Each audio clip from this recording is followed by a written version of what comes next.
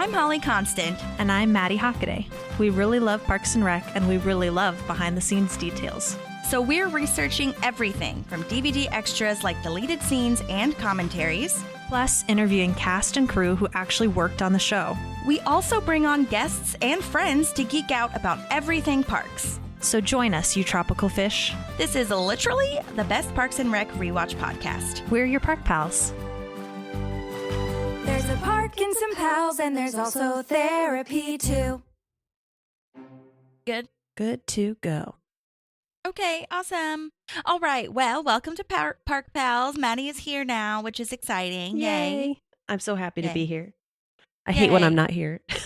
I know, but it's okay. Life is important. Anyways, okay, so we're on season 5, episode 14, Leslie and Ben.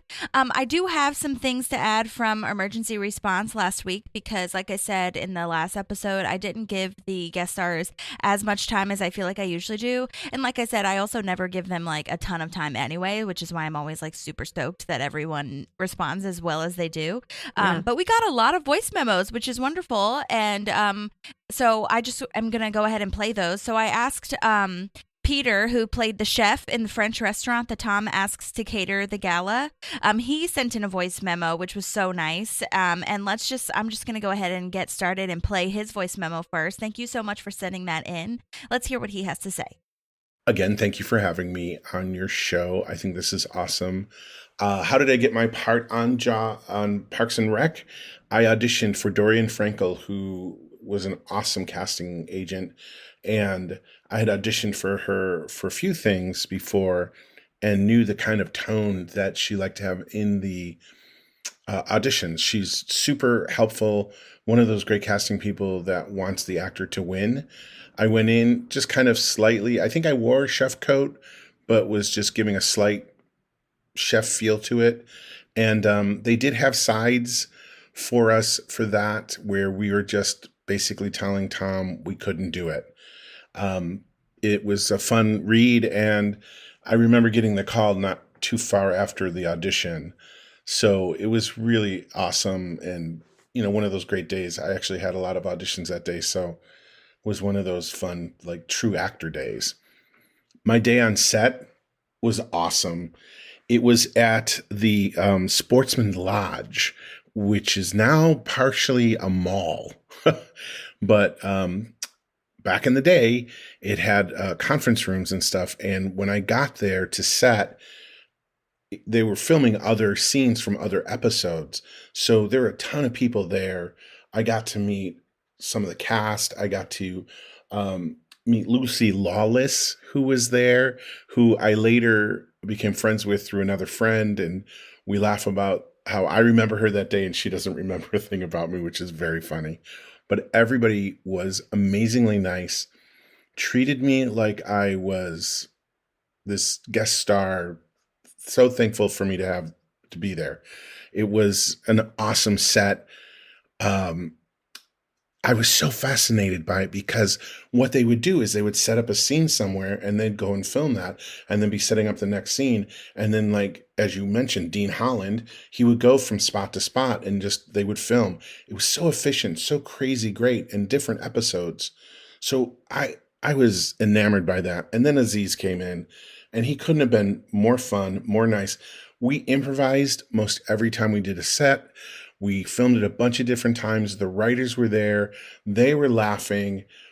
The funny thing about the scene is they said, let's do some funny cities like Buffalo, New York, or Orlando, which are I'm from Buffalo originally, and I lived in Orlando for a very long time. In fact, I'm answering these questions from Orlando. It's been like my second home. And so the fact that they even did that, I thought it was crazy. Aziz would have an idea, we'd play with it, we'd go. We weren't there super long, but it was just awesome to just have your basic skeletal system of the scene, and then we could do whatever we want. And me coming at him like that was something I had come up with that they really liked. They literally had me do one scene. I don't know if I'm allowed to say this, but I'll break this code, I guess, where I just said the F word the whole time. Like that was my reaction to everything he did. And it made us all laugh so hard. So then I took that energy without saying the F word and added it into the scene. So I love the scene they chose. They gave us so many opportunities to do so many different shots. It was quick. It was efficient. It was beautiful. I see why everyone I know that worked on that show, I have so many friends who've done the show, just loved it. And every single person was awesome and amazing. Aziz, afterwards, we took a picture together and he was just really, really sweet and just told me how funny he thought I was, which, you get that compliment and you're like, wow, I made one of the kings laugh, right? Like, I've done a lot of guest star on a lot of different series, and it's always so sweet when they welcome you so generously. Let's see. Right now, sadly, I don't have much to promote. So if anybody's listening to this and has a job for me, give me a call. I do coach actors and I teach acting. So look up my website, peterallenvogt.com, if you want to check that out and see. Maybe we could hook up and I could teach some people some stuff I learned in the 30 some years I've been doing this wonderful job. Again, they were all amazing. I will say working with Dean Holland was fantastic. He always knew what to say and was so much fun with the choices we were making. So he was brilliant. And it was efficient. I think I got to set at noon and I think I literally left there like by 4. And it was right down the street from where I lived. It was most convenient shoot I've ever done in my life. And again, like I said, everybody was awesome. The crew couldn't have been nicer. They just made you feel so important. And again, I think that's why the show had such massive success on top of all the amazing talent. So if you have any other questions, send them to me. I hope I'm doing this in time. I'm sorry. I've been so crazy. I am doing some work here in Florida, but it's like nothing like people can come and see. So let me know if there's anything else you need. Let me know when I can hear this. And I can't thank you enough for thinking of me. I really, really appreciate it. I love that episode. It's been airing a lot lately. I've been getting a lot of calls from people and, people who know me, who know the Buffalo and Orlando connection kind of crack up when they hear those lines and stuff. And I tell them that story. I don't know if the writers knew that and they were messing with me, but in the end, I think they went with the Orlando and it was just great. But letting me yell at Tom and follow him and chase him like that. And he was like going, pardon, pardon, pardon. All of that was made up. The whole section was improvised. And that was probably the best part of it, was that I think everything in that final cut that you guys see, we both made up. I think we improvised most of that scene. So thanks again. Please contact me with any information else you need. If you want me to answer questions better, if this is too rambly, if you need me to do this on my phone. All right, I'm going to send it to you now, and hopefully I'll hear from you. So again, Holly, thank you so much. And I look forward to listening to your podcast. I didn't even know about it. So I'm going to check it out. So thank you. Oh, what a sweet guy. Yeah, wow. Yeah, That was very special. I love that scene so much. And just like I think you see Aziz or Tom, right, as a character, like goes in with this confidence of like, I've got this. And then he's like, like, and gets all frazzled. I think it's just that I've always really liked that scene. So I'm glad that we got to hear from him. Yeah, and I love that idea, or like picturing that in my head of him saying fuck just like a bunch of times to him. And I know that if they aired that, they would have just bleeped it and it would have been normal. But that's really fun to hear. And yeah, I did hear that the Sportsman Lodge is now like this whole complex thing. It was like an institution. I used to like live pretty close to there. And yeah, it's kind of wild that it's now become this whole situation. I think there's still a lot of construction going on over there. And also he said he met Lucy Lawless, who is Diane, and I don't know why she was on set. Because she hasn't been in these couple episodes. Right. He said that it sounds like they were filming a couple different episodes in the same day, which to me, I never would have thought. I would have thought they were doing, they went episode by episode, especially when it comes to guest stars, right? Like, yeah. But yeah, because I didn't see anything in her deleted scenes with her. But I mean, because that's really interesting. I don't know why she would have been on set. Maybe there was a deleted scene that they didn't put in the DVDs, just because like the last episode, this episode, and next episode she's not in. So like that's 3 full episodes. So I can't see them storyboarding 6 or 5 episodes at once. But that's cool that they met. And I mean, because that's not normal, I feel, to always like meet the other guest stars and like have a conversation and then, you know, become friends and stuff. So that's really cool. Very cool. I think this, and I love hearing. Oh, go ahead. I was just going to say, I think that this opened my eyes to the editors, like how amazing they are, because you think about how many takes they did, and then you think about that for every scene of the show. It's like, how many hours do they spend like deliberating which is going to be the best scene? Right. And all the improv that they did as well.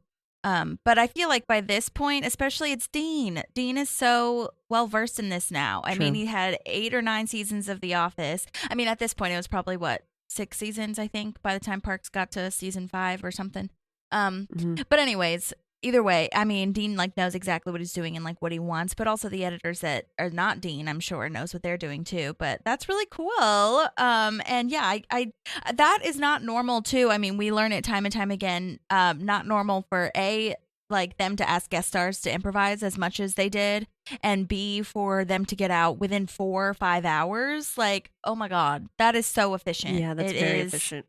Insane. Usually it's like a 12-hour day for these guest stars that only have like a couple lines, you know what I mean? So that sounds so fun though. I'm glad that Peter got to like improvise and just play, I feel, because you know, it always makes you nervous, I feel, that, you know, and so I'm glad that they use that, because usually I feel like we've heard a lot of instances where they do fun runs or improvised sections and they don't end up airing those. Right. So that's really cool that we got to hear that the part on part was improvised. Because it's such a good such a good part of the scene.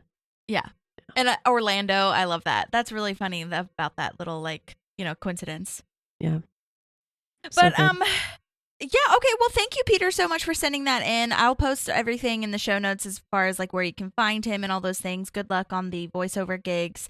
That's super fun too.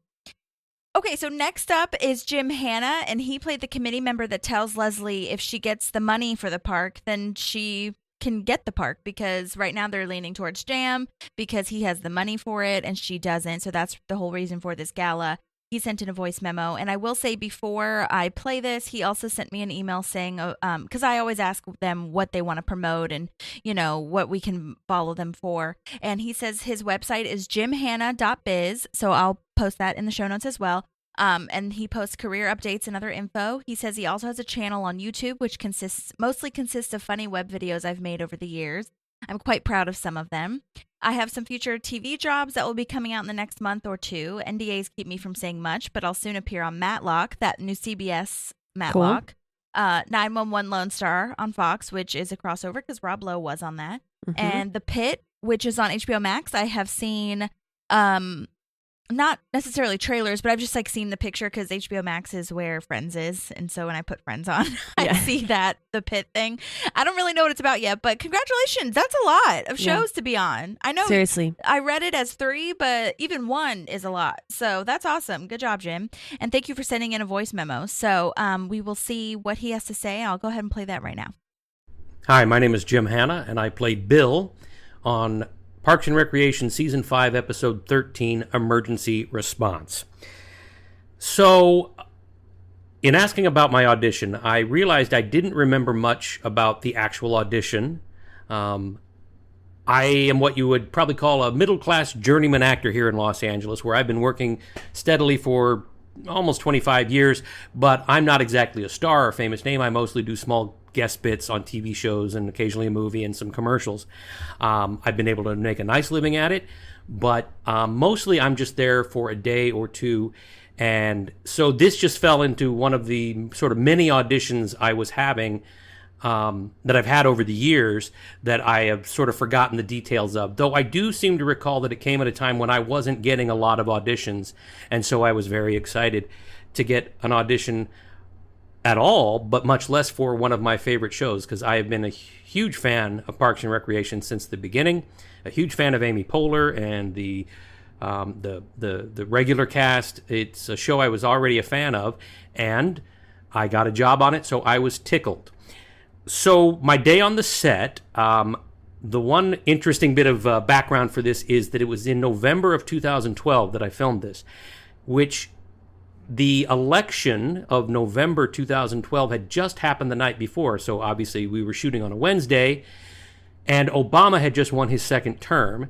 And as you might know, Amy Poehler is a pretty well-known Democratic supporter, and she was giddy all morning long. I shot in the morning, and as you might imagine, it's a Los Angeles set, so a lot of Obama supporters in the cast and crew. And so everyone was sort of walking around with a little extra lift in their step. So in addition to being what seemed like a very fun and happy set for all of the seasons the show was on the air, there was a little extra pep and energy and happiness on the set that day. And Amy was texting in between every take, because she'd be texting a friend like, oh my gosh, isn't it great? Isn't it great? Obama won. So that just added to sort of the joy of the day.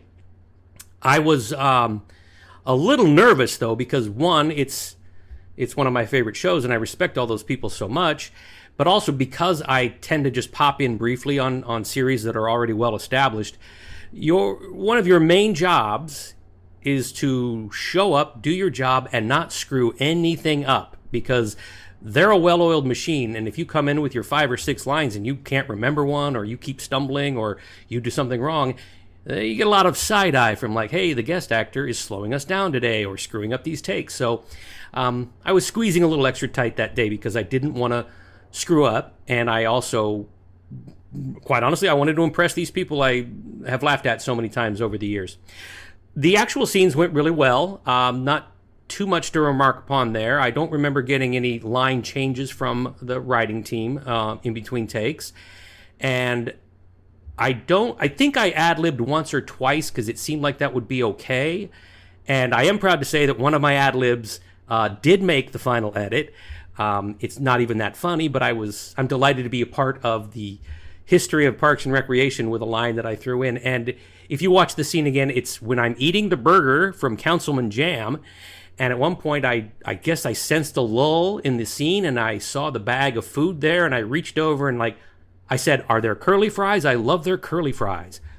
Not especially funny, but it made the final edit, and it was an ad lib, and I'm not sure where it came from, but I'm very delighted to be a part of the Parks and Recreation experience that way. You asked me about the fun runs, which I assume then is something that your listeners are familiar with, so I won't have to explain that, but I had never heard of a fun run 12 years ago when I did this. I've since seen it a couple times on jobs I've had where, you finish shooting the scene, you get it to where everyone likes it, you've done all the setups and takes and camera angles, and we're ready to move on, but let's have a little fun. And so I just hear the assistant director call out, all right, next one's a fun run, everyone, next one's a fun run. And I had a little moment of panic because I didn't know what that was. I had a thought. And as everyone just kind of settled into their business and got ready for action to be called, I leaned over the table and I go, Amy, is a fun run what it sounds like? Are we just ad-libbing? She's like, yep, that's exactly what it is. Again, I remind you, she was in a very good mood that day. She was very positive about that. So the fun run started, and the same thing, I am a bit in awe of these folks, and I love their show so much. I don't want to screw it up, and I also don't want to insert myself too much in this because, again, it's not my job that day. This is for them to play around and have fun with. I said to myself, if there's a spot where I think I can throw something in, I will. If I'm remembering correctly, I don't think anything from the fun run by me or anyone else made it into the final edit. I did have one little moment that's, I guess, slightly notable, is that Aubrey Plaza, and taking a moment to say my heart breaks for Aubrey Plaza and sending my thoughts to her and her family, but she was one of my favorites on the show, obviously, and she didn't say much at all during the fun run. So we're doing the fun run, and there's I'm happily eating my burger, and Aubrey Plaza says, hey, that burger is made out of cockroaches. And I froze for a second, like, okay, this is an opening for me. They're actually giving me a spot. I could throw in an ad lib here, but I choked. I didn't come up with anything. I just kind of stared at her and then kind of shrugged and went, oh, well, still good, and just kept eating my burger. I've since kicked myself, like, there was something I could have done there. There's a great joke I could have landed, or I played with her a little bit more in the fun run that way, but it didn't happen. Overall, like I said, it's one of my favorite jobs ever. I'm still proud to have had anything to do with it. just last month, I started a rewatch from episode 1. And so thank you for asking me to be involved with this. And yes, it was a great time and can't wait to hear the podcast. I decided to add one little addendum here. A bit of trivia. Maybe interesting, maybe not. Maybe you'll use it, maybe you won't. In the scene where, so we've shot the main scene around the table, and then there's a scene where Amy does her interview with the cameras, like, mockumentary style. And you can see the people around the table in the background of the conference room are still happily eating their burgers, slightly out of focus. And we were told, do not actually eat the burger on these takes. Because you'll eat through your burger and we don't have a lot of backups yet, so we got to save your burgers. So only pretend to eat and chew and enjoy the hamburger. So if you watch the scene again, you will see that I'm happily chowing down on my burger behind Amy's shoulder, but I'm actually not eating the burger, which if you look close enough, you can kind of tell I'm definitely not. Anyway, just wanted to add that real quick. Thanks. Yeah, awesome. I'll definitely leave that in. I think that's a great tidbit. It is, yeah. Something that we might not catch either, so. Yeah. Oh my gosh. What great behind the scenes information from Jim. That is so great. And from Peter. Oh my God. Amazing. First of all, I took notes, as I always do during people's voice memos, because I didn't listen to either of those before today. But the journeyman actor thing, I have decided that it would be so wonderful to be a series regular, movie star, or whatever. But all I want is to be a journeyman actor. All I want is to get one role per month or per every other month and have that be what I get paid for. I would just be so glad about that. Oh my God. What a and life. to get to be a part of so many different roles and to potentially be called back and work with so many different people. And yes, it is, like he said, it is very I would imagine it's very nerve-wracking because these people have the well-oiled machine and you're coming in as a guest star. But I think I would imagine that once you get used to it, unless it's a show like he said that he is really into / already nervous because he knows the show, I would imagine that you do the thing and you do your job and you get out kind of thing and have your fun and whatever. So I would imagine you get kind of used to it. But yeah, so I'm really happy that he is doing that and gets to be that journeyman actor. That's such a dream. Yeah, so cool. Ugh, so cool. And then, yeah, I do wonder, that is really interesting information that 2 guest stars remembered the election from that year, which all elections I feel are a big deal, but Obama's a huge deal. So, and we talked about a little bit in the last episode that Pratt probably wasn't as happy that Obama won. And I feel like most sets are going to be liberal, but not all. You never know. Yeah. Or not all the people. It's not a monolith. LA is not a monolith. So, anyways, so I am interested. I don't know. My brain just wonders, did Pratt and Poehler ever talk about it, or did they show their disdain, or I wonder how that went on set, or did they just try to keep it professional and whatever happened kind of thing? Obviously, since he won, she was excited, but I'm sure, I don't know if she was just yeah, fuck you guys, Obama won. I can't see her doing that, but maybe. But I don't think she would. I think she would just be showing her happiness and positivity that Hope won. Yeah. Which was Obama's whole platform for both times. So that's very fascinating to me. Yeah, it is very interesting. And there are a lot of people who vote different ways and work together or still are friends, right? I think especially back in those years of elections, it wasn't so divisive. So I agree. It's interesting. Yeah. Crazy. Oh my gosh, the curly fry line. I love that yes, line. I'm so glad to know. I'm so glad to know that was improvised. That's lovely. I think that's great. And to even think about, I don't know, did we even know that Punchburger had curly fries before? I don't think so. Right. He just made that up in the lore of Punchburger. Love that so cool. much. And also, yeah, I guess by this season, they didn't think they needed to tell people what fun runs were. But if there's a new person, I feel like I would have been freaked out too if I didn't know what that was. Yeah. You should probably tell people. Yeah. So I'm glad that Amy was, helpful. And I'm glad that he asked, because I feel like there's a lot of people that wouldn't have asked. That would have just been okay. And speaking of fun runs, that the cockroach line that Aubrey Plaza had and him not responding, I think that's the exact right response. I agree. In an improv situation. I agree. To just stare at her and be oh, well, I'm still eating it. Yeah. you know? Yeah, no, and I think that fits the lore as well, that nobody cares what's in a Paunch burger.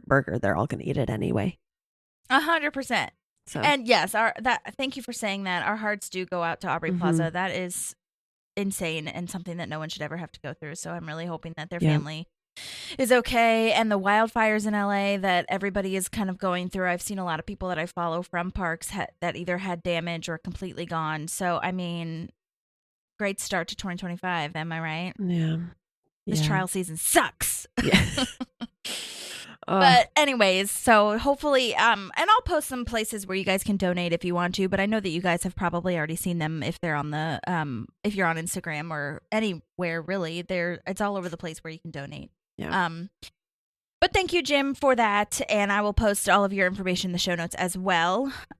So the last person that we have, and I'm sorry, but I have to play all these people because it's just wonderful. But the last person that we have is Kenny Stevenson, who plays Jim Kaepernick at the Pawnee News Station, and he sent in a bunch of our voice memos and emails throughout our time with parks, and he's also the one that handed out cookie dough and calcium chews to Diane's kids, and he's the one that tells Ron to keep taking calls, and he takes Joan's pulse when she's hungover, and she's like passed out essentially. But yeah, so this is Kenny's last episode because he's been on I think 3 or 4 now, maybe 5. One was a deleted scene. But yeah, so thank you, Kenny, for sending this in, and let's hear what he has to say.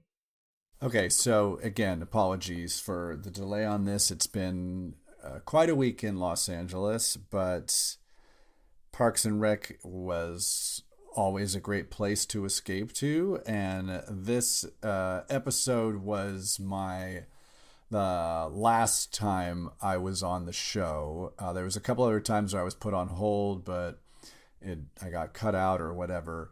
The thing that was really significant about this appearance on the show is it was my 4th appearance, so I started to know some of the directors and the actors. They were more familiar with me. Nick Offerman remembered my name, which kind of blew me away. He was like, Kenny, right?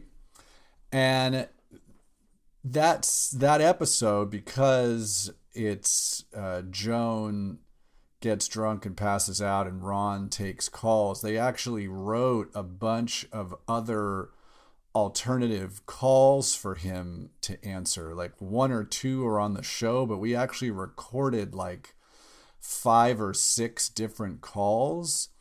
And then with each call, he and I got to riff like on reactions. He'd look at me, and then we did a bunch of me throwing him some cues, and then he just like had a bunch of lines that he improvised. They gave him some wild lines of just things to fix. Like at one point, I don't know if it's in the show, there was a very detailed like how to fix a bike chain that he went through. But the thing that just really stuck out to me was that, you know, usually when you work on a show, you, especially like as a guest star, you're only doing a couple lines. It's pretty quick, especially like on a show like Parks, that's really a well-oiled machine. And, you know, every other time that I'd been on the show, it was, you know, a couple of hours maybe. But this was like a solid like 45 minutes to an hour of just me and him. A camera on me and a camera on him, just kind of going back and forth on things and riffing and playing. And I had heard so much about there being like takes where a fun run, I think they called it, where we get the crew, people would go off the script, but I never did that. When I was there, we always stuck to the script. So it was fun to just sit and play with Nick Offerman for an hour, improvising and having fun. And it was like one of my all-time favorite moments, working in LA, frankly, but definitely in terms of being on the show, and having that be my last appearance is pretty dang cool. All right. Hope everyone's staying safe. Bye. Oh, thanks, Kenny, so much for that. Yes, I hope you're staying safe too and that everything's okay. We'll reach back out and just check on you later. Yeah. But that's awesome. Yeah, there's a couple deleted scenes where, yes, Ron does take a lot more calls. I didn't see a ton of deleted scenes with the reaction, so they might have cut that out just in like scrapped it all together. But yeah, so there's a couple more deleted scenes of the calls that we'll get to later on. I'll explain a little bit more. But that's so cool that him and Nick Offerman kind of created that little relationship. That's really fun. And I'm glad because, it's something that Mike Schur is so good at, and Greg Daniels bringing people back to really create this town, which, you'll see as we get into more episodes too. So thank you, Kenny, for sending that. Thank you, Peter. Thank you, Jim, so much. And that's awesome. Amazing. So grateful. What great information. Yeah. Yes. All right. So season 5, episode 14, Leslie and Ben. Love that Leslie's name is first, by the way. Great. And this was written by Mike Schur and Alan Yang. No explanation there. Dream team. Love this so much. If you're new here, Alan Yang was the bass player in Mouse Rat. So just FYI.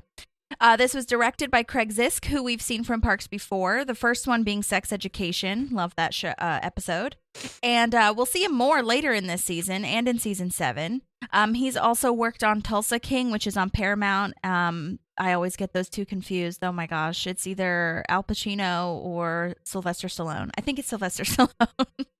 But anyway, whatever. That's awesome. Craig Zisk has also worked on Brooklyn Nine-Nine, Elementary, American Auto, a ton of things in this comedy realm. I think he did Scrubs as well. So like he knows what he's doing.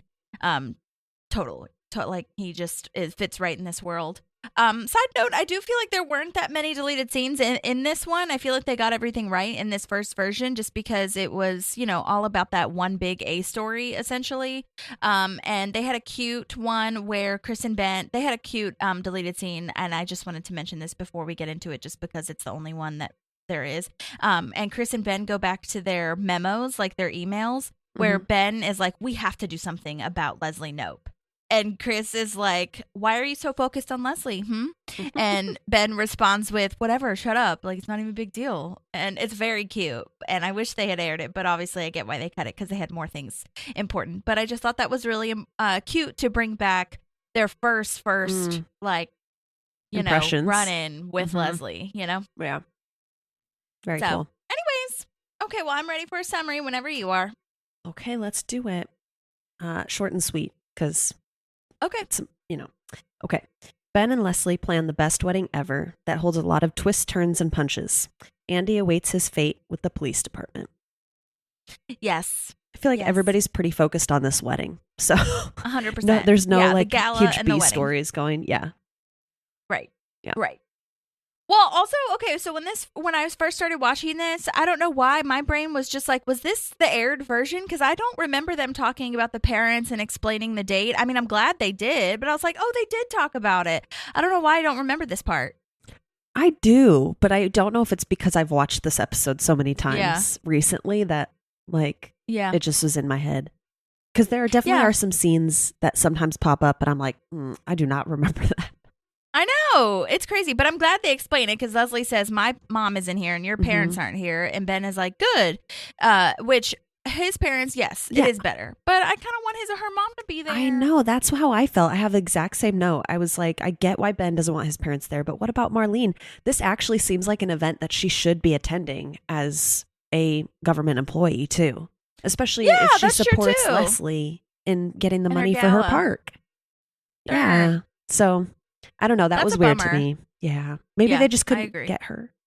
Yeah, I know. Maybe she was doing something or didn't think about it. But yeah, it doesn't make sense in the Leslie lore of why she thinks it would be better that the parents aren't there. Her mom was such a great support to her when Ben's at the engagement party when she was struggling with Ben's parents. It wasn't like she added fire, you know?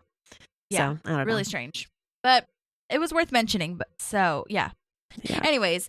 Then she explains they do have a spot reserved on May 16th. That's when their original wedding date was. And they just ordered white chocolate top hats. For what? Which Ben didn't know.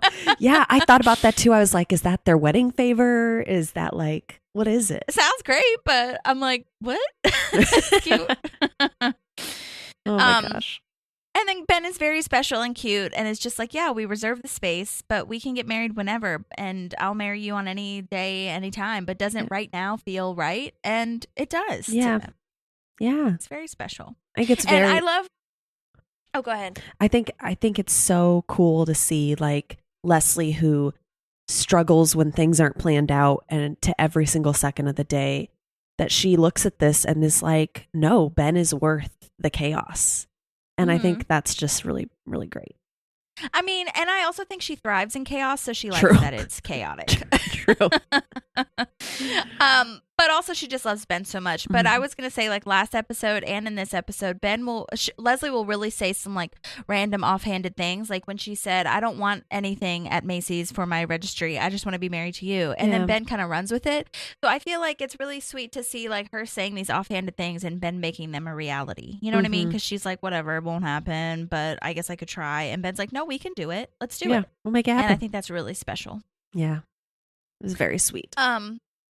Yes. And now that they've decided that they're getting married tonight, Leslie says it's bad luck for them to see each other, so they can't look at each other, and they're back to back, and it's very special and cute, even Very though like cute. they already saw each other that whole day. Yeah.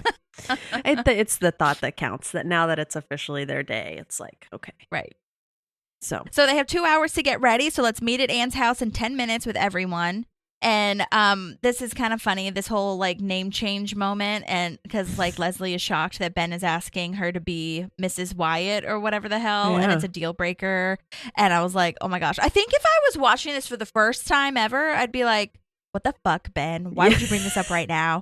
Right. But since I knew it was a joke, and also the way that he says deal breaker is definitely jokey. Like, it's a deal breaker ? Kind of. But yeah, then he makes a look to camera and everybody's shoulders are like, and Leslie figures it out too. Yeah. Because she's making a name for herself, and I think this is a conversation that everybody probably has when they're, because you can't just expect, especially now in the world we live in, you can't just expect that a woman's going to take a man's last name. And so why didn't you talk? You're getting married in like 2 or 3 months anyway. How have you guys not talked about this yet? Right. Yeah. Which is why it's like a total joke, because Ben knows that Leslie would never do that. Slash, they don't need to talk about it. You know what I mean? Yeah, absolutely.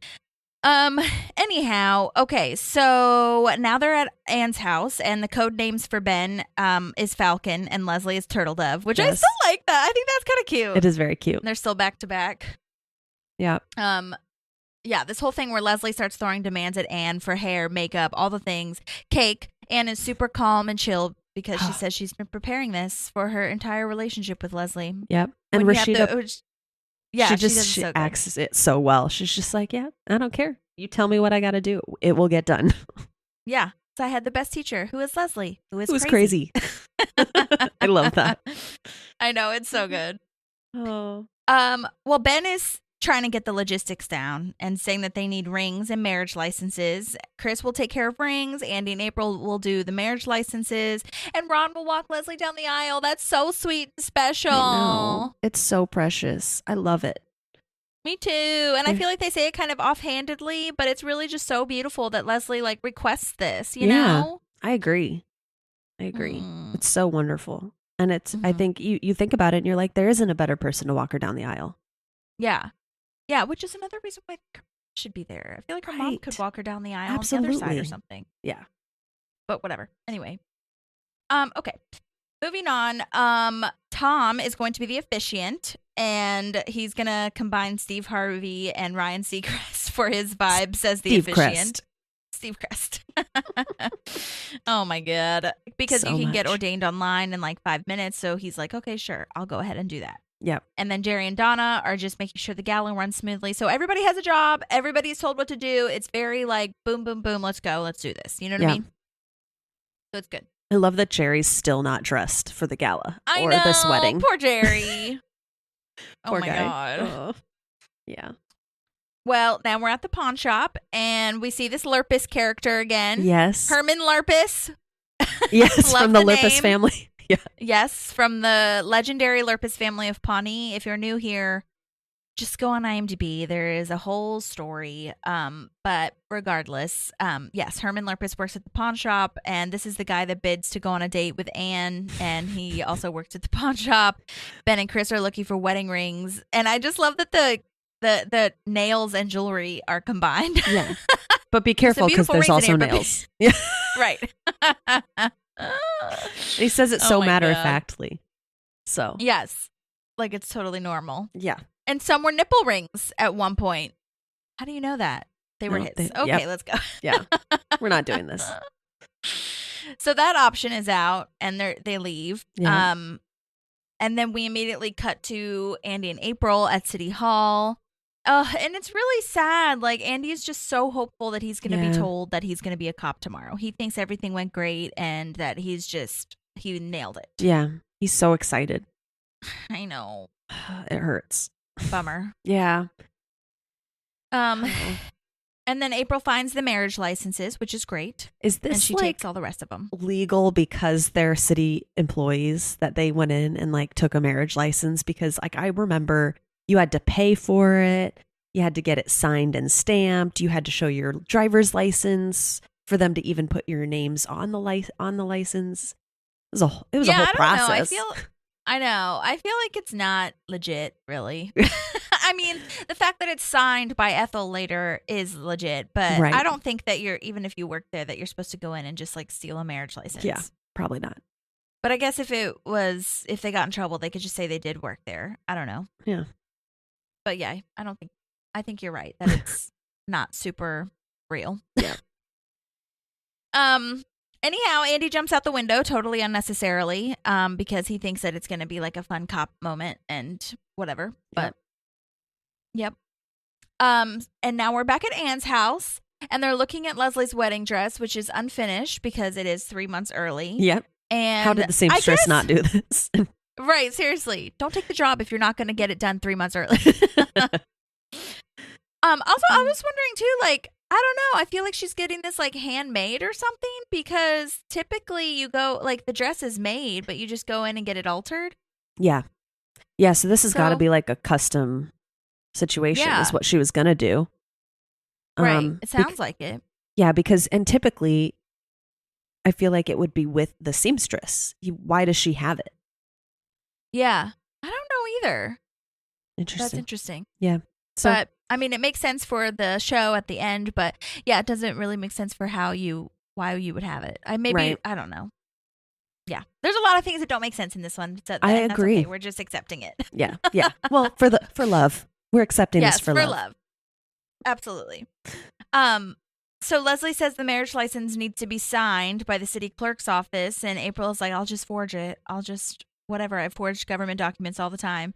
But Leslie doesn't want to do that because she wants to do most of this correctly. And so they have to figure that out now, which is kind of sad because it sounds like everything's falling apart a little bit. Yeah. But well, and the reason is because Leslie gets a call and Ben says that he thinks that there are some rings at Andy and April's house, and she gives her orders and then she's going to help Ben. It really is like a Mission Impossible moment. Yeah. Mission Impossible. Mission, yes.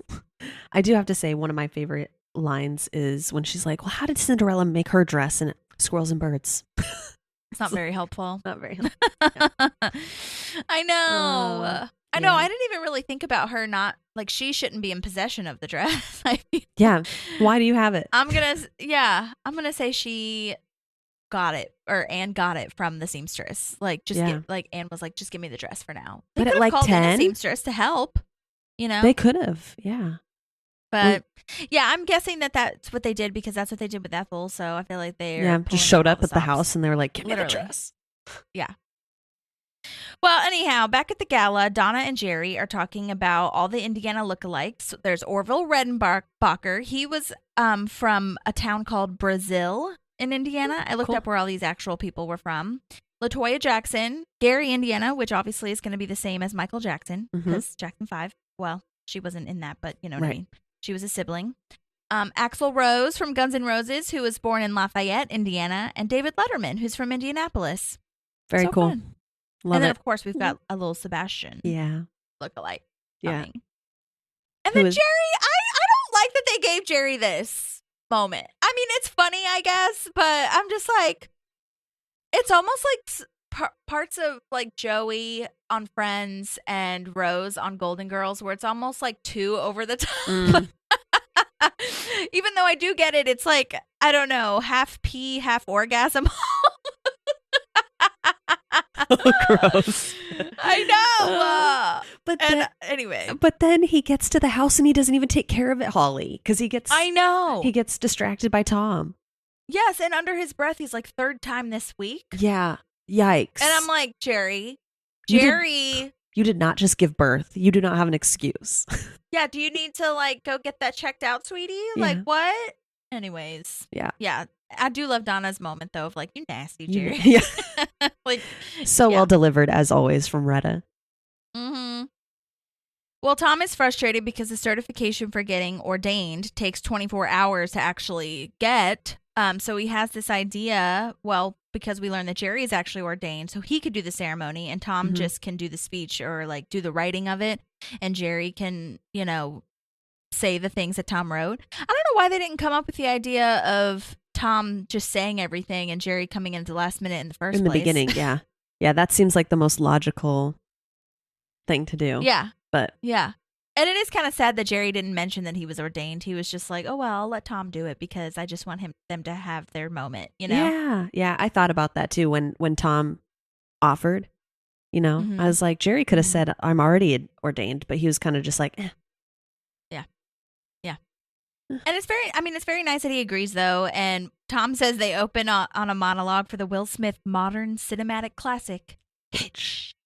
Such a good film. Hitch. Oh, yes. It's so well done. Yes. But yeah, I love that movie. It's great. Well, Ben still can't find the rings. And Leslie says maybe it wasn't meant to be since we can't find anything. It's like everything's falling apart. And then Ben notices that it's snowing, which is the first magical moment. And then they turn around and they see a little Sebastian lookalike. Yeah. A licensed lookalike, by the way. And it's a sign. Yeah. So here's my question, though. She must have not gone to help him find the rings. Because aren't they in front of Anne's house? Which house are they outside of? Because little Sebastian's there. Why would little Sebastian be outside Andy and April's house? Yeah, that's true. I know. Maybe she was just because, yeah, I don't know where was he coming out? I can't remember. I feel like he was coming out of Anne's house. I feel like he was too. Yeah, because she is facing the street. Yeah.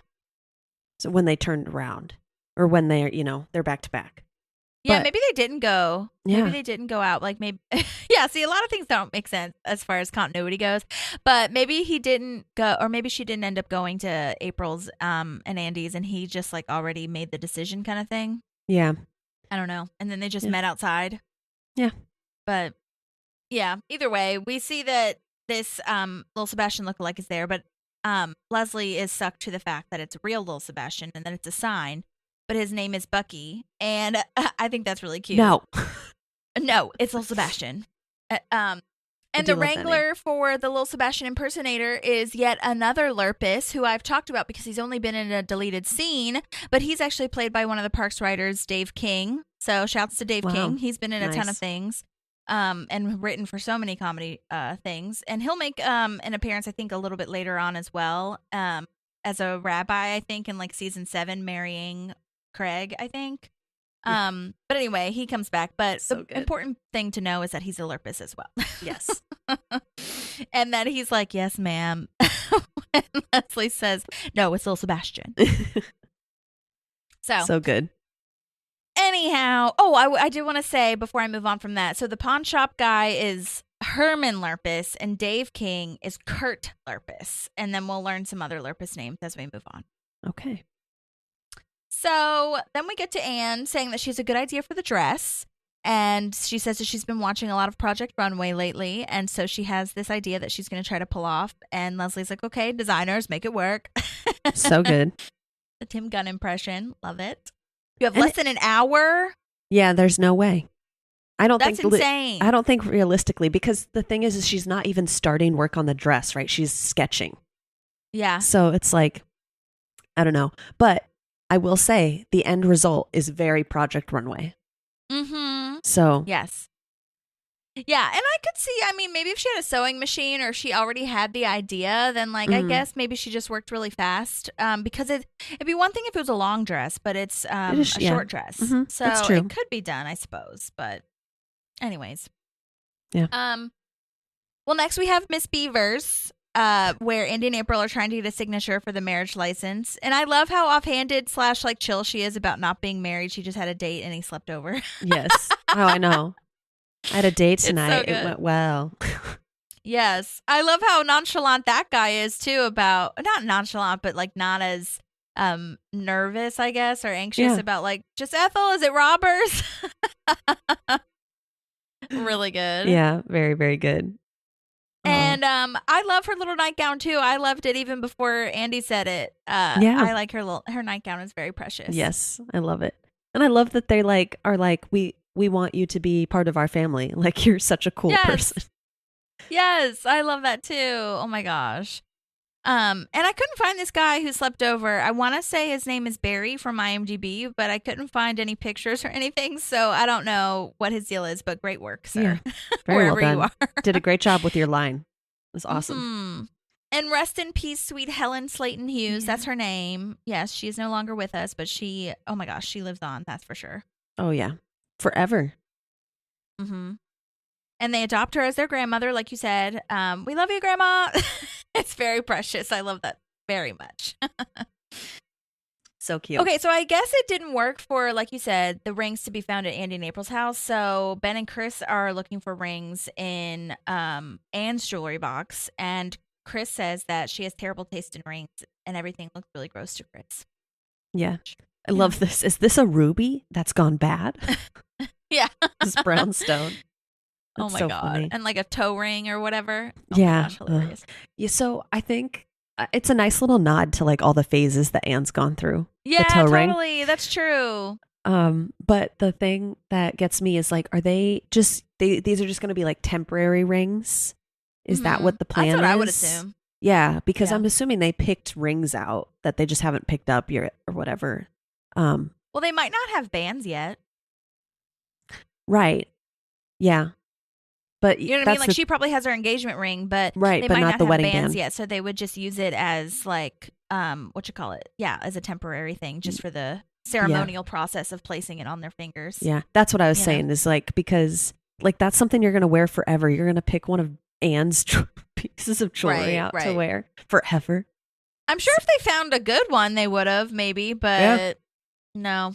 Yeah. I think it would just be temporary for the tradition of it all. Yeah. I'd like to say that because my first thought when it's like we need rings is like Ron is really, really handy with this kind of stuff. Mm-hmm. Like my first thought was, why are we not asking Ron for help with this? But part of me is like, is that just subconsciously because I've watched this episode so many times? You know? Yeah. I would have never thought of Ron to make a ring. Okay, yeah. So it's probably subconscious. But it could be. Ron is handy with anything. I always think of Ron with woodworking. I haven't really in the show seen him as much with metal working, even though I know he's very capable and he could. Yeah. But I guess in my head I didn't think of him to do that. But I mean, yeah, it could be just in general, knowing Ron is handy, that you thought that. But anyway, so Ron says he could help, and he has this little James Bond stance, like making his little cufflinks be perfect. And I'm sorry, I don't know. I just felt like Ben in this time could be a little bit more open-minded. He's sounded kind of condescending to me when he's like, how? Like, how could you help, Ron? Yeah. And he even did that with the emergency response when Ron says he'll go on the air with Joan, and he's like, how are you going to help, kind of thing. Yeah. And Ron is like, I'll go on the air and answer questions and not cry. And Ben's like, okay, yeah, you're right. Fair point. He deserves that Ben, shade. Can you just, right, literally. And I was like, Ben, can you just like, you're in a pickle. Can you listen to Ron? I don't know. Yeah, I don't know why that grated on me for a little bit. No, but I get what you're saying, right? It's like, you're the one that decided to get married in 2 hours. Okay. Mm-hmm. You're the one that made this decision. If someone's offering to help you, you don't question that. Yeah. Like, I just feel like he always underestimates Ron because I get it, but because Ron is like wants to be underestimated, especially at work. But with this kind of stuff, it's like this is the personal side. So get it together. Yeah, he'd do anything for Leslie. We know that. Yeah, totally. Well, anyhow, speaking of that, so Ron rips off the sconce off of the wall because it's metal, and we'll learn what he's doing with that later. But it is very like jarring. You're like, oh shit, okay. It's aggressive. And then, yeah, aggressive. Jerry is reading Tom's speech, and it's awful. Jerry is doing very poor at reading Tom's words because it's just not in his wheelhouse to speak like Tom does. You know what I mean? Mm-hmm. And this especially was the part where I was like, why didn't Tom have the idea to just say everything he wants to say? And then Jerry just steps in to like do the official husband and wife moment. You weirdo. Yeah. I think, like we can see it now. It's like, why wasn't this the first thought? But they needed to get the funnies. Yeah, fair. Well, Donna's at the gala making a speech that the gala is over, but the wedding will now be happening at 11:01 p.m. when the gala's over, and everyone's invited to stay. And my first thought, honestly, seeing that was like, can you imagine being an extra in that tent? Seriously. Oh my gosh. That would be so fun. Oh, absolutely. Well, just from the filming of the gala, and then the fact that you get to be sitting there for Ben and Leslie's like wedding too. Yeah. So oh my God. Cool. Dream. Crazy to me though that they're going to have all the drinks and food be on them. I bet there aren't that much left. Fair point. That's kind of what I was thinking when they said that. I was like, You're right. You're right. They're just going to run out. You know what I mean? Yeah. I think you're completely right. But even if they had more, I'm sure Leslie and Ben have saved up for the other wedding, so they'll just put that money towards this. You know what I mean? Yeah. But yeah. This actually might be cheaper because now she's not paying for the whole dress. Right. Ron's making rings that typically go at like $400 at minimum. God, crazy. Yeah. So there you go. Yeah. They're saving. There you go. Leslie asks if everything is going okay because she comes into the gala tent to ask Donna, like, how's everything going? Yep. And, oh my gosh, dumbass Jam has a megaphone shouting bad things about Leslie. He's such a poor loser. He can't get over that he doesn't have this park now for Paunchburger. He's clearly drunk. And I know that Jam is terrible and we've always hated him. But the more we analyze this in this podcast, I am so over him and mad at him and just like literally fuck you. Get out of here. It's because to me, there should be a line, right? Like they're awful people, right? Every facet of life. But like, this is her gala. This is turning into a wedding. It was just announced that she's going to get married here. Like, step off it. Like, take the hit, bro. Yeah. Just leave. Yeah. You got drunk. You got your shit. You clearly enjoyed the gala's drinks. Right. So get out of here. Well, and it sucks even more that it's like, he wasn't trying to better. He didn't lose bettering the community. He lost money for himself, which just makes it more. It makes it worse too. For like, he just looks worse because of that too. Yeah. So, but I will say the way he chants this like lives rent free in my brain. Like the cadence of it. No one wants a park here. Parks are stupid. Hate it, but yeah. Like, and I'm sure John Glazer like absolutely improvised the way that was said and how he like threw the stink bombs and all these things. Like, Glazer is great. Yeah. Jam is terrible. Yeah. Agreed. And that's how you know you have a good actor is when you can like the actor and they make you hate them. So yeah. But yeah, she says, like, it's over. I won fair and square. Like, get over it, dummy. And then, of course, she steals the megaphone and has to rise to his level, or stoop to his level, if you will. And, of course, Councilman Hauser is there to see them bickering as per usual. I just love that they bring him in like that. It's so funny. I know. I love that he's just, like, on call as an extra or not an extra, guest star for any time that Leslie needs to be caught acting like a child with Jim. Yes, absolutely. And we talked about that. I'll post his interview again, as I will always do if he's on the show or any episode or whatever. But yeah, when we interviewed him, he definitely it's so funny looking at it now. You can absolutely see what the writers were doing, but in his head, with his like kind of actor insecurity, was like, they don't think I could do anything else. They're just giving me like one-liners. They just don't think I can handle more. And which is so not true. It's really just because he was the comedy to be like the dad figure almost, or authority figure or whatever, catching his children bickering. You know what I mean? Yeah. Love that so much. Oh, yeah. Okay. Well, Ben is now tying his bow tie, asking Chris if it's right. And Chris is like, no, it's not right, but it's perfect. Like literal friendship moment. Yes. So cute.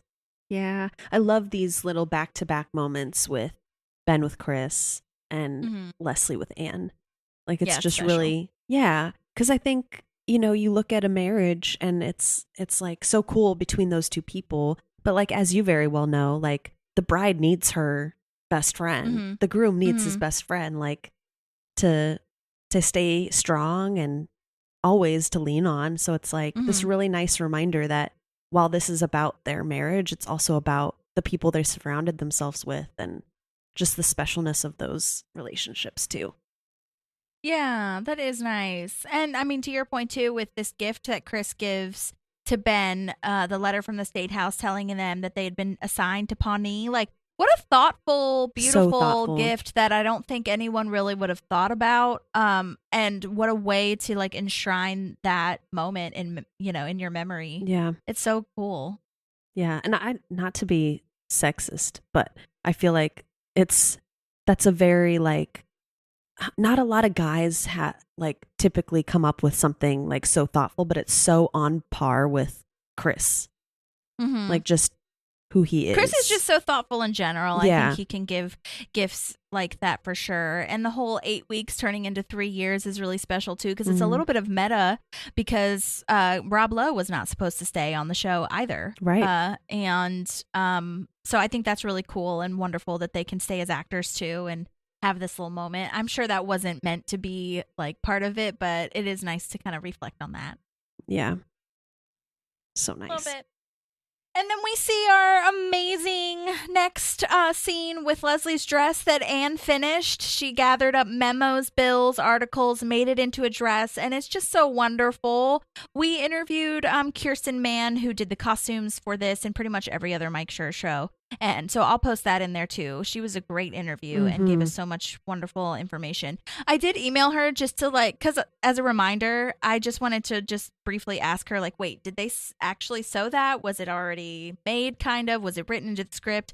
And she said that it was written into the script, that it was going to be like the newspapers and memos and stuff. And she did confirm that they made it from paper sewn into fabric or sewn together on fabric. So that really is paper. And they really did make that themselves. So cool. That's so amazing.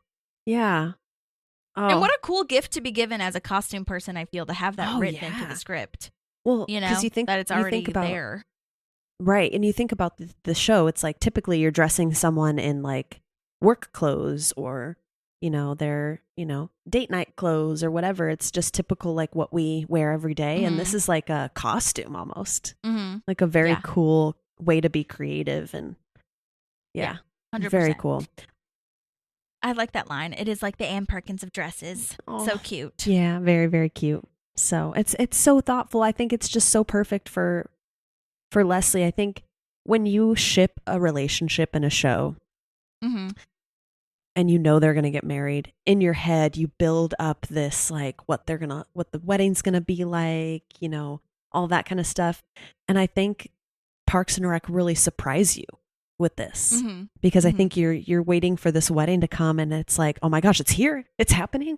And it's just so beautifully done. Like I can't imagine Leslie in a different dress. I can't imagine like a different ceremony, like the ending, but it's it's beautiful. They did a great job. Oh my gosh. Ugh. Yeah. Well, and then Andy comes in and he thinks he's not supposed to see her. And then that's a really funny line too, when he's like, no, that's the groom. Well, I saw him too.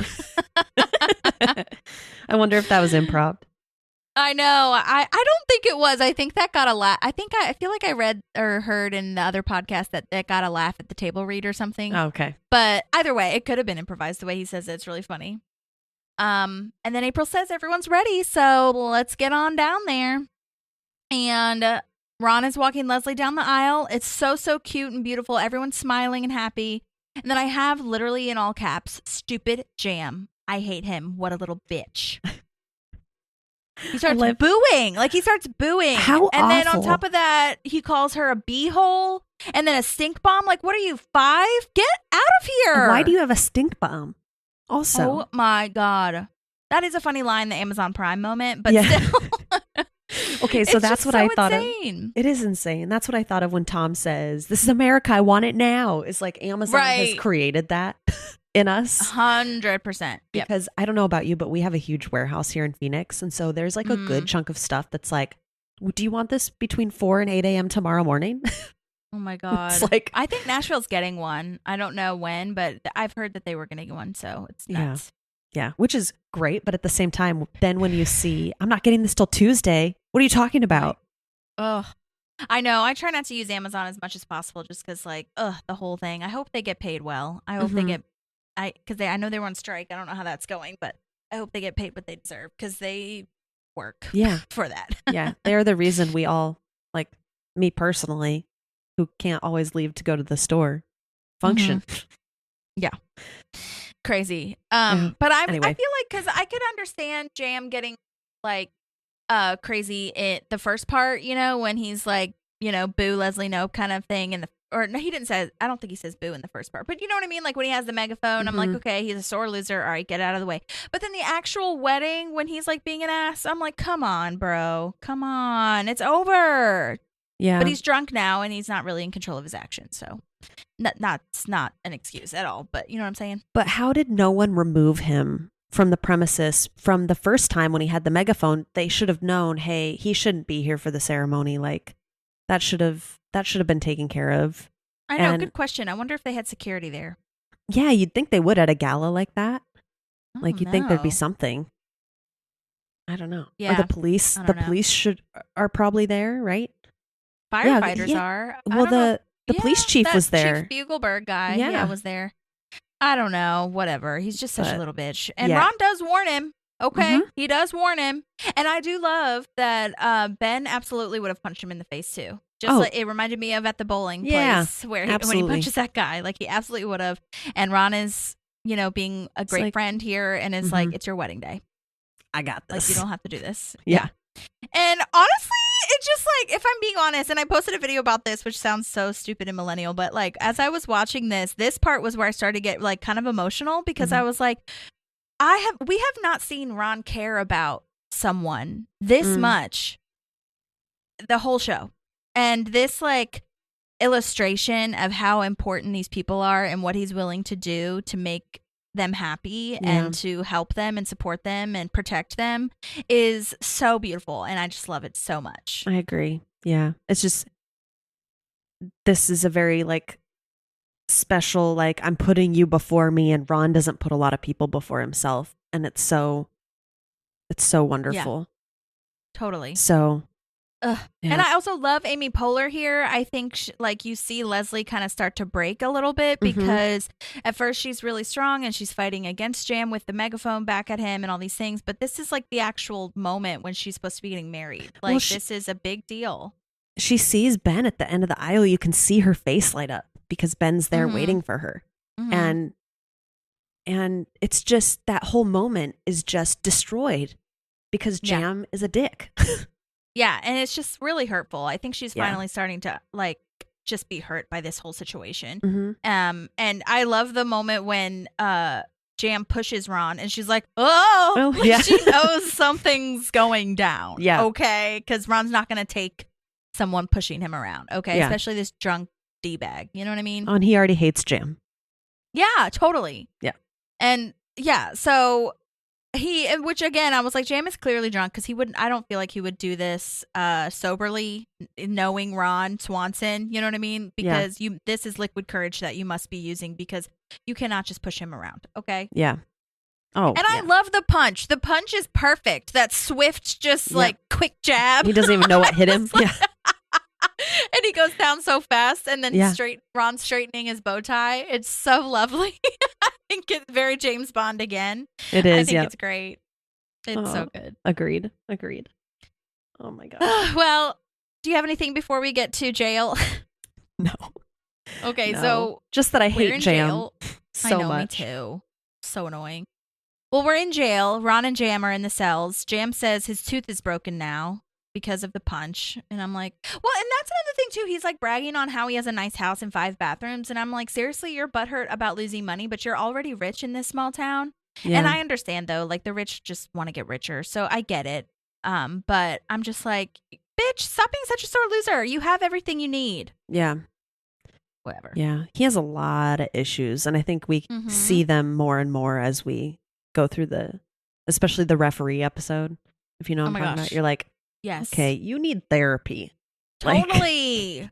Yeah. You It's- need some yeah. help. Absolutely. So Ron is very nice and is saying he's sorry. He apologizes. He ruined Yeah. it. But Leslie loved it. And he's like, I agree. she's like, that's exactly what you're supposed to do when that mouth is attached to a dumbass, like shouting mean things to the bride. yeah, I think that's I think he did the right thing. I agree. Yeah. And I don't care. I don't think you would care if that ended up with you bailing him out of jail. Like he stood Yeah. up for her. Right. And And didn't- it is true. You're right, though. Like, especially at the end when he's like getting belligerent, I do feel like a police officer should have stepped in at that point and been like, okay, break it Yeah. up. It should have been like that episode when Tammy and Ron get into it and all Yeah. the cops come. Is something wrong here? What's Right, going on here? right. What's going? Like they all should have been on top of that. I feel like Yeah. that's in their nature, even. I know. I guess it was funnier when there was like, when that episode with the Tammy thing was like all cops Yeah. at that event or True. whatever. That definitely But had the laugh still, factor. anyways. But we wouldn't Yeah. have gotten the punch, so we needed the punch, and I get it. I do kind of wish that we knew, because she says it, I mean, she doesn't say it offhandedly, and we kind of knew that her dad wasn't in the picture, but I do kind of wish we knew how Leslie's dad was lost, because I don't feel like they ever said, I mean, I'm guessing that he passed away, but like they never really say like he died. I just would love to know the backstory on that. I think they did insinuate it that he passed. Yeah, But they never definitely said how insinuated. or anything like that, because Marlene is obviously still like Mhm. in love with him. Like he's Mhm. still her person. So I don't think it Mhm. was like a divorce or he just left or anything. Right. Yeah, I agree. Yeah, I would just love to know that backstory of Yeah. like how that happened. But I mean, I do love this line though, because, you know, when she says she doesn't have anyone else, Ken Burns never wrote her back. She doesn't have any siblings. Like this is the only person that she wants Mm-hmm. to be with her at this point. And I just think it's really special. Like there's just a lot of special moments in here, I feel, Yeah. you know? Yeah, it's a feel good episode, except for those moments of hatred. Right, Yeah. exactly. And at the police station, it looks like they're in the lobby or something. Andy and April are there, and Andy's like, Mhm. "Well, you better get used to being here because I'm gonna be working here, and you're gonna be like bringing me snacks and stuff." It's so sad. I know. And then Chief Bugelberg is like, "Chris didn't tell you," and then he's like, "Tell me what?" But it's I also also not Chris's job, I don't think. I literally was just about to say that. I don't think Chris should have been the one to tell him. No. Somebody else should have told him. That's stupid. That's no. mean. It's someone in the police, like the station, that needs to tell him, like whether it's yeah, the it chief needs to be like an or- official like paperwork or some shit Mhm. or call or something of like, here's your score, sir. yeah, Not like, can you tell him? right. That's no, stupid. and I think he asks him that, doesn't he? In the previous episode, he's like, it just might be better coming from a friend, or what does he say? No, I don't. Well, I mean, at the gala, he's like, poor, like it's a shame about Andy. I Yeah. don't think he asks him You're right. officially, but I guess he just assumed that Chris would have said something. But it's still Yeah. not like something that you say. No, but I think his exact words or like similar words or whatever was like, it's a shame about Andy because he passed the written exam, first guy in history to do it, like get a perfect score, but he failed his personality examination. Yeah. And like we could really use a guy with his brains on the force or whatever. And Chris is like, okay. So I think Yeah. he just implies like you might talk to him about it or Mhm. whatever, is if he asks, but I don't think he actually asks him. Still though. Yeah, but if I'm Chris, I'm not doing that. I'm like, that's not my job. He'll come tell me when he knows and he's ready to talk about it. Like, Yeah, yeah. totally agree. Well, Ron posted bail, so now he's free to go. And this officer is reading / like acting of Sleep It Off, Councilman. Sleep It Off in the Cell or whatever, Councilman. I love that. Yeah. It's so good. Well, yeah, it shows you like the cops know what went down, and they are aware of who's really like at fault here. Yeah, 100%. Tracy Howe is the actor who plays Officer Squirgle, by the way, another one of Pawnee cops that keeps coming back. These names. Love that. It's so good. That was actually one of the cops last time. His name is Will McLaughlin. His officer name is Officer Killnose, like Kill Nose. And they actually had a nameplate. If you didn't listen to last week's episode, they actually had a nameplate, and he had to like choose. All the officers got to choose, and so he chose that one. And he still thinks that's the reason why they kept asking him back, is because he chose that name or whatever. Cute. Which is very precious. But yes, love it. Well, so now Anne says the gala's over. Like, we missed it. They're taking it all down. But she's very precious and says that she has some champagne back at the office. So let's just toast to the Pawnee Commons. And that part already is making me cry when I watched that part. I was like, because I know what's coming. And I'm just like, oh my God. I know. Oh my God. It's so beautiful. Yeah. It's just so precious that the team, right, are like, well, Leslie takes her wedding night, what was supposed to be her wedding night, to go bail Ron out of jail, which makes complete sense because he punched Jam for her, right? But in the background, they're all like, we're still going to make this a special night for Leslie. Like, what's one of her favorite places on earth?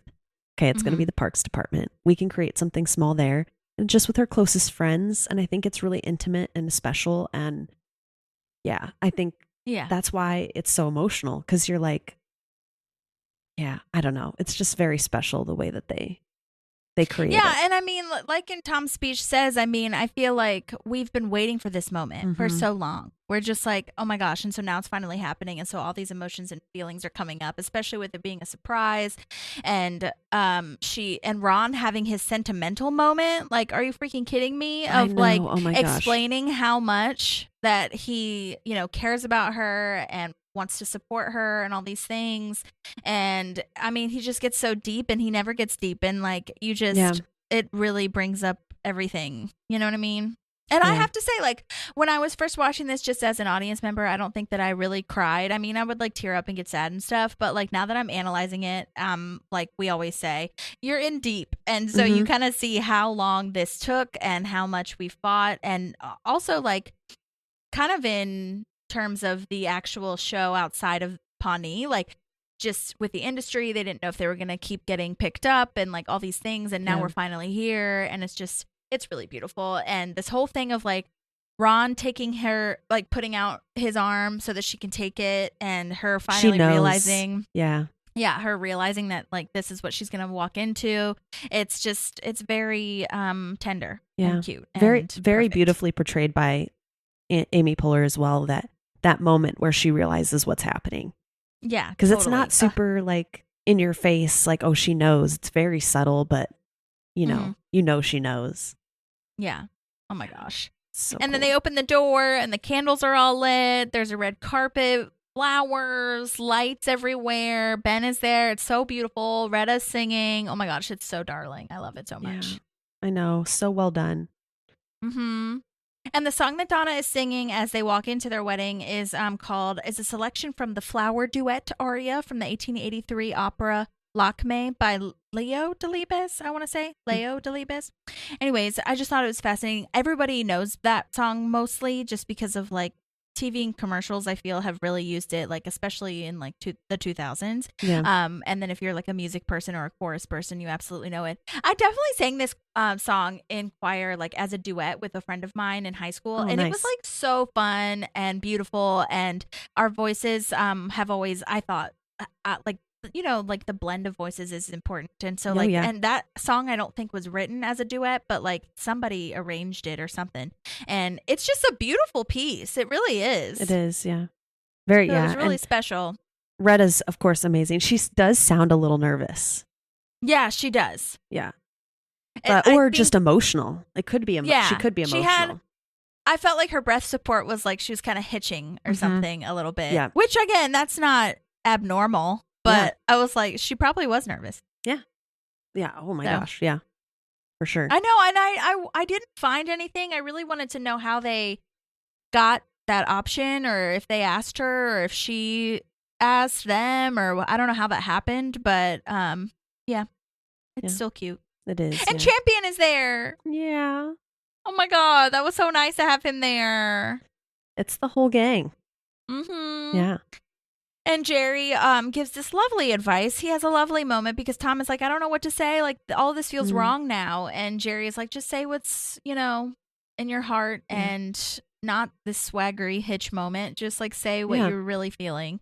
And it's so cute. And April's throwing flowers. It's snowing outside. Oh my God, it's so special. I'm so proud of Tom for realizing, because so many times we've seen in the series where it becomes all about him, right? Like with the Entertainment 720 thing, and it's, there's a speech about Ben at some point where he forgets to talk about Ben. I think that's like the 7th season, but he has this moment where he's like, this is what I would want at my wedding, but this isn't my wedding. Like, right.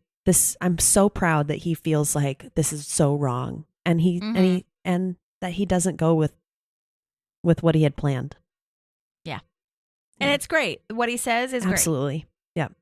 And the vows, oh my gosh, I really lost it at the vows. I was like, oh my God, they're so good. And all the black and white flashbacks, that's so good. So well done. They really got you with the feels. Like, I mean, the whole episode really, but here with the background and with the flashbacks, like you're saying, and the vows at the same time, you're just like, oh my gosh, look where we started and where we're at.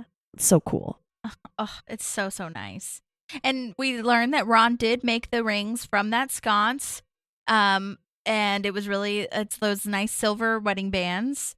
And that line, I love that when Ben said, that's what really got me, I feel, when Ben's, because I know Leslie and I know like what she's going to say, and just because I can relate to so much of what she says. But when Ben says the whole thing about like how he has been to, what did he say? Like 800 bajillion different states and all these things. And I just love that line of, I was just wandering around looking for you. Yeah. It's so special and like, romantical. And it's just so perfect for them, Yeah. Yeah. But like you're saying, right? Like we expect the feely good words from Leslie, and Ben steps it up here.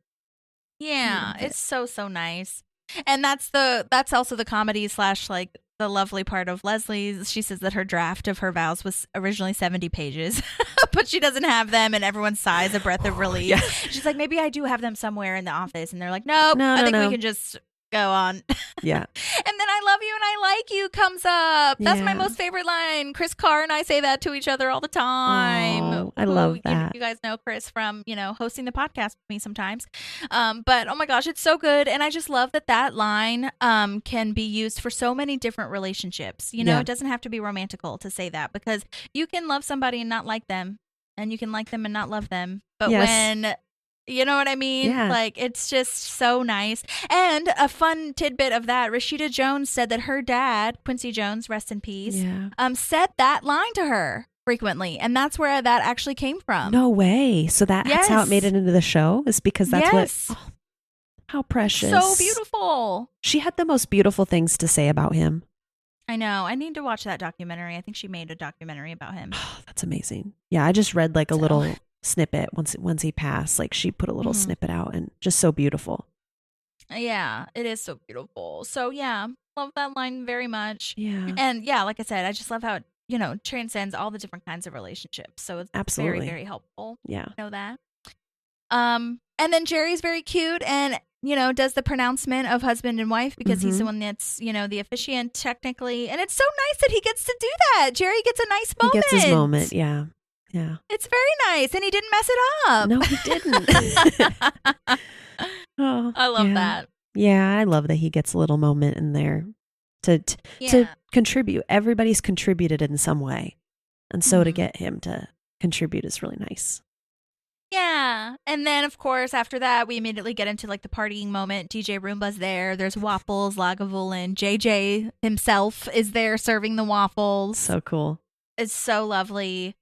And then we get to the sad moment with Andy where he finds out, or he's processing the police academy moment. And I am so on April's like same side with her where she says, you know, I'm so proud of you. You worked really hard. You got really close. Like, this is not a failure. This is just not right at this time. Like, you still did a really good job. You know what I mean?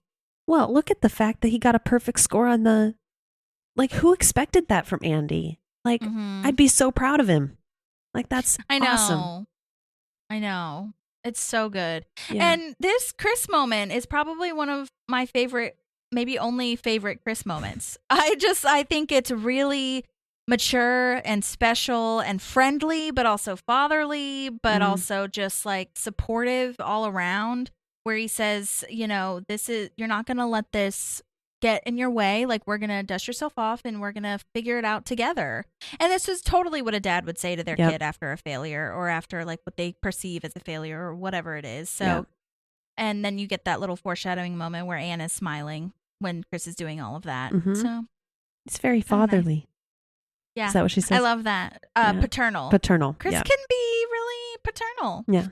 And I do love that, you know, after oh my gosh. I mean, I've talked about this. You haven't been here for it, but we already know. I don't love the Anne sperm donor situation very much. Or the way that they handled it anyway. I love the show so much, but I just don't think that it's the way that they went about it is weird to me. And so she's been asking like randos for sperm donors. In fact, there's a deleted scene where she's looking at a Facebook page in this episode, like while she's doing Leslie's dress or something, and she's like randomly looking at her high school Facebook people, and she's like, no, that guy's not good or whatever. And I'm like, no, I'm glad they cut that.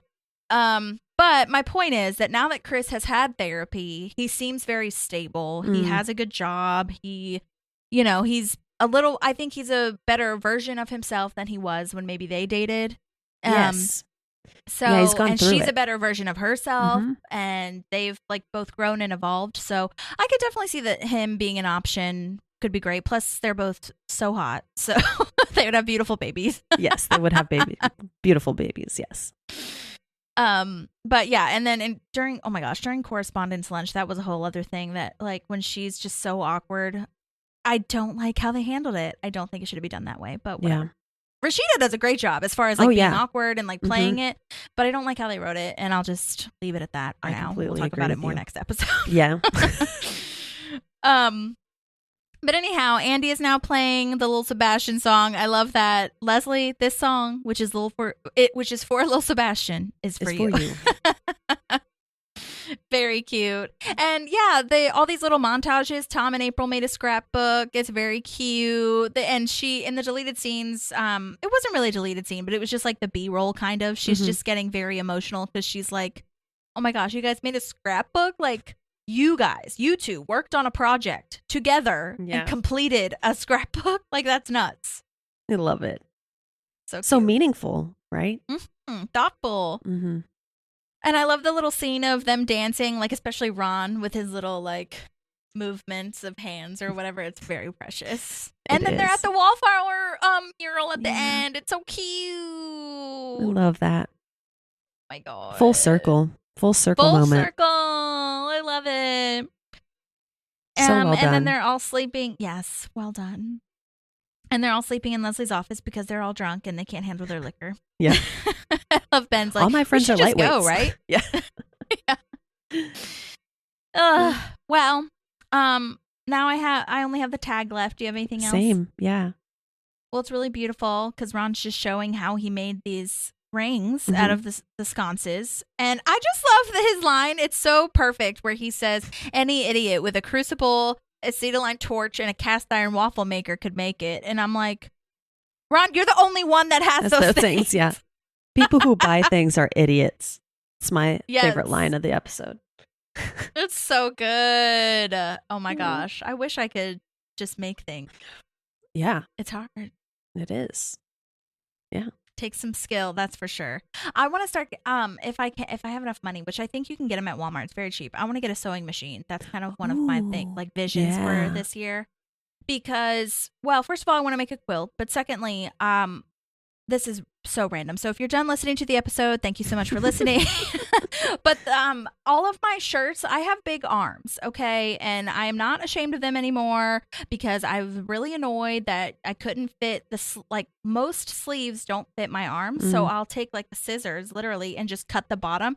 And you can't really see it unless I lift up my arms. I'll just like cut the bottom seam of my arm so that because it fits everywhere else, literally everywhere else. And so I'm like, okay, we're good. And I feel like it'd be really cute to like take like a funky, cute pattern or something and like sew that into the space where I cut the sleeves or the seam or whatever and make like a whole new shirt with it that fit my arms and are also cute. You know what I mean? Yeah.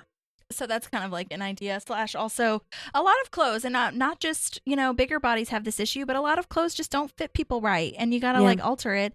And I want to learn how to do that. So I think that's great. So I love it. Anyhow. Yeah, and then I could remake Leslie's dress. Oh my gosh, full circle. Yay. Yes. And a Unity quilt. Yeah. Oh, totally. Love Anyways, well, that was Leslie and Ben. Beautiful episode. Yes, I know. This is like a monumental moment in the series. Yes. And also that was another thing that I was at the end of this episode, I was like, that totally could have been a season finale. That could have been like the end kind of thing. Yeah. And then, I listened to the other podcast for like research and stuff, the like official one or whatever. Mm-hmm. And they said that a lot of times they were writing episodes as if it was the season finale because they weren't sure if they were going to get picked up or whatnot. And this was at the end of the year and like all these things. So I think that was intentional, that they could have ended it on that, but then they got to do more. So it's really exciting which that we have love. More to review now. Yeah. So, anyhow, next we have correspondence lunch, which will be great. And we're kind of like getting into, I feel, moving on with everybody's lives, kind of just like figuring out where people are going next. Both Ben has a new job and Andy's figuring out what to do without the police academy. But yeah, so we'll get there. Absolutely. It's going to be good. Well, I'm glad that you could come, Maddie, today. Me too. It was very nice to have you. Nice to be back. The Yay. holidays were a time. I know. I hear you. Oh my gosh. Well, for those of you struggling with, inclement weather, both snow, there's been a snowstorm here and in the South, which is nuts because whatever, fires, all those things, losses, thank you for listening. Don't forget to rate and review us. And if you have any questions, let us know. But otherwise, we'll just be out here supporting from afar. And thank you so much again. Yes. Oh, and also thank you to everybody who sent in voice memos. That was really important to us. Oh my gosh, it adds so much. Yes. We love it. Well, thanks, everybody. Have a good rest of your week or whenever you're listening to this. Bye. Bye.